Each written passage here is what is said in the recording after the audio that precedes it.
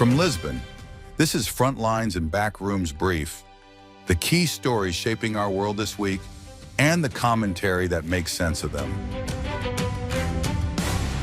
Ukraine rejects territorial concessions but signals openness to a ceasefire along current front lines. NATO prepares for potential war with Russia. Alliance chief warns Moscow could be ready within 5 years. Rebels in eastern Congo advance toward Uvira, raising fears of larger regional escalation. UNICEF warns of catastrophic child malnutrition in Gaza as relief groups report blocked aid routes.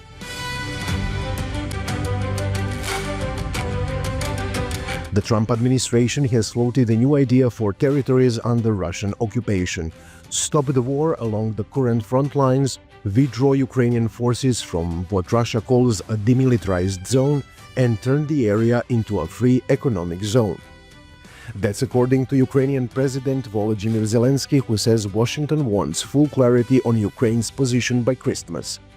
Kyiv has already delivered its response to the United States after President Zelensky rejected a proposal that would require Ukraine to accept territorial losses in exchange for uncertain American security guarantees.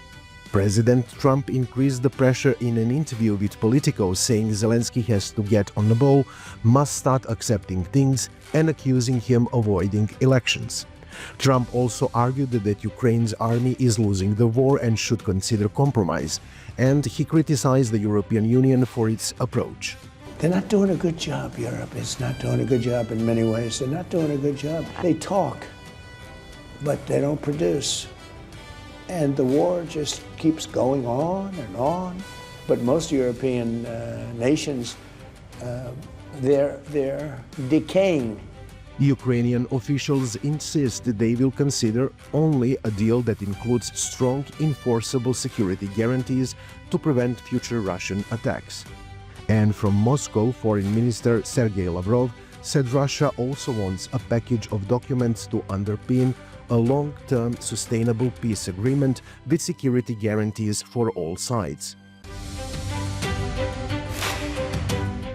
And while the US administration is pressing for a peace deal, NATO Secretary General Mark Rutte warns that Russia could attack a NATO country within the next 5 years.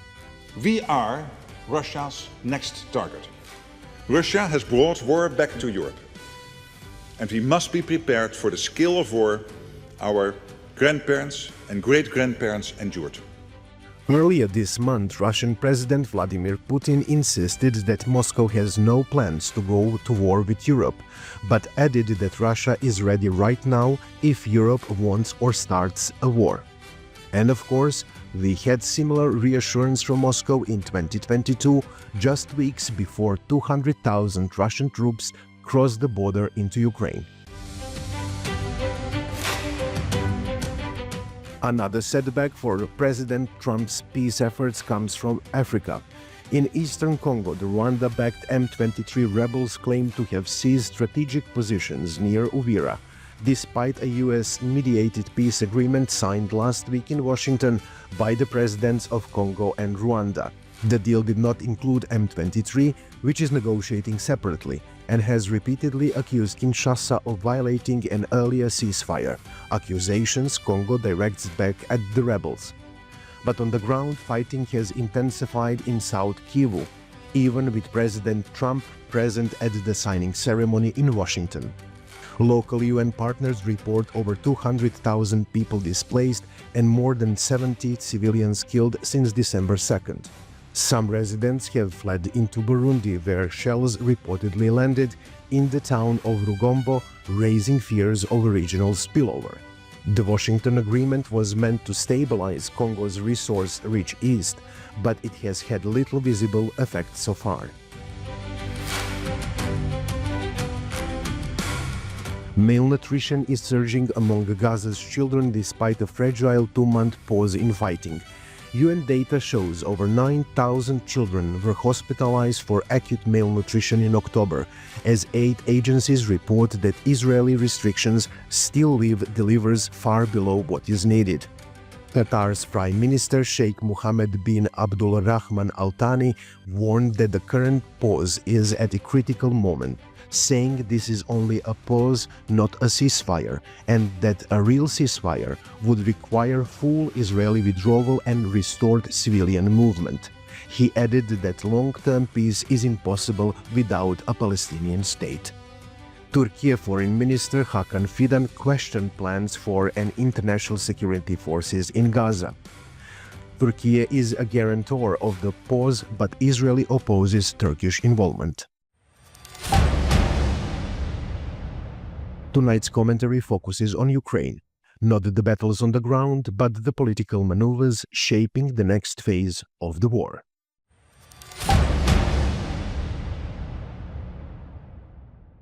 Current phase of the Ukrainian war is defined not by a dramatic offensive but by a grinding war of attrition and a set of high-stakes political gambits.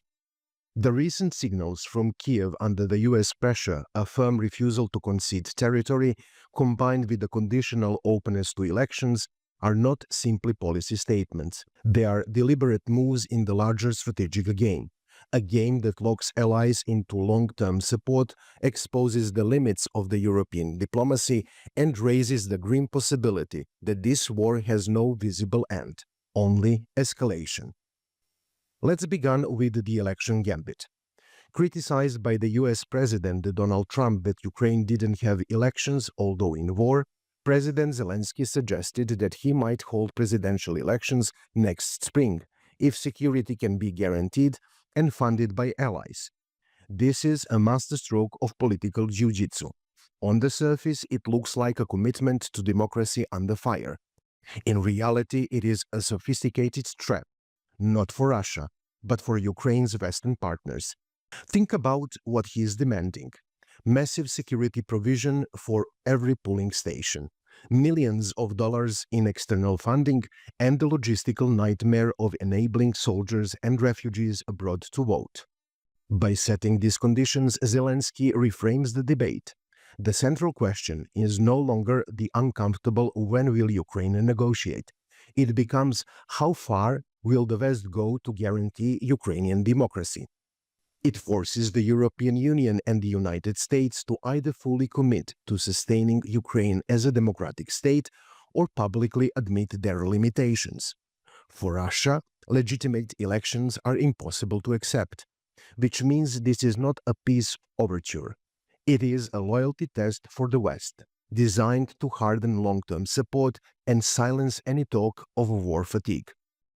This brings us to an immovable principle: the refusal to concede territory. This is Ukraine's absolute red line, born from national identity, overwhelming public sentiment, and the blood price already paid. Any leader proposing to surrender Crimea or the Donbas would face political suicide. This creates a brutal strategic deadlock. There is no diplomatic formula that bridges Ukraine's demand for full territorial restoration and Russia's narrative of forever Russian lands. The negotiation table is, for now, empty. The war will be decided not by diplomats but by soldiers and supply chains. Ukraine's strategy is endurance, incremental gains. A long game built on the hope that with enough Western weapons, Russia's military machine can be degraded until Moscow's calculus shifts. It is a harsh wager, one that requires continuous multi-billion-dollar support from allies whose political winds can change overnight. And those winds are already shifting in Washington, not only through President Trump's statements describing Europe as a decaying continent with weak leaders, but also in the strategic documents shaping US policy. Don't take my word for it. Look up the National Security Strategy, page 25. The strongest supporter of Ukraine's territorial stance is the European Union. And here lies Europe's dilemma. The EU wants to play peacemaker, but it lacks the military leverage to shape outcomes. Any plan that does not involve Russia's full withdrawal is dead on arrival in Kiev, dismissed as appeasement. Any plan that does demand full withdrawal is fantasy in Moscow. Europe's tools are coordination, sanction, taking Russian money from frozen accounts, and drafting the outlines of a post-war security architecture. Useful, yes, but unable to stop the fighting. Which brings us to the darkest horizon, the growing risk of a wider European war.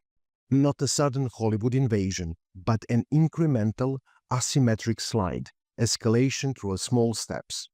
We are already in a proxy war. The shift to a direct confrontation could come from several channels. A catastrophic targeting error that kills NATO personnel. A major Russian hybrid attack against infrastructure in Poland or the Baltics. Or a deep Ukrainian strike on Russian territory that triggers a disproportionate Kremlin response. The West is walking a razor's edge, arming Ukraine enough to blunt Russia, but calibrating every system to avoid triggering Moscow's undefined red lines. This is managed brinkmanship, sustained not by trust or diplomacy, but by mutual fear of NATO-Russia war. In the end, we are watching a dangerous convergence of unyielding principles. Ukraine is locked into a path where victory defined as a total liberation is the only acceptable end. The election talks is a mechanism to bind the West to that vision. Europe lacks the tools to break the deadlock, and with each month of attritional war, the law of unintended consequences gathers force. The risk now extends far beyond Ukraine's borders. It reaches into the foundations of the European security system. The path out of this deadlock is invisible. It will only appear when one side's will or one side's capacity finally breaks. For now, Ukraine and the West are betting that Russia will break first. It is the highest stake gamble in Europe, and time is not guaranteed to be on their side.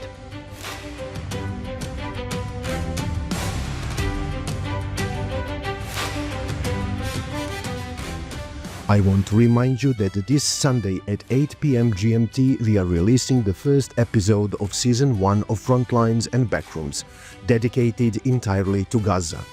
Professors Zachary Foster and Benny Morris will shape the intellectual core of the episode, and reporter Nadina Malic-Begovic brings the human soul of Gaza and the West Bank. And I want to end with something different, a glimpse of life. Last week, 54 Palestinian couples were married in the Hamad residential area in Khan Younis, in the south of Gaza. The ceremony took place among the rubble of destroyed buildings, organized by the United Arab Emirates Gallant Night Tree humanitarian operation. If you haven't seen the photographs or videos, especially the brides in their beautiful traditional wedding dresses, take a moment and look them up.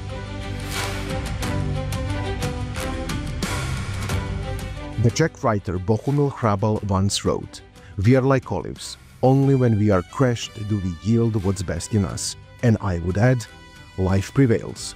Love will prevail, even in Gaza. And that's the world this week.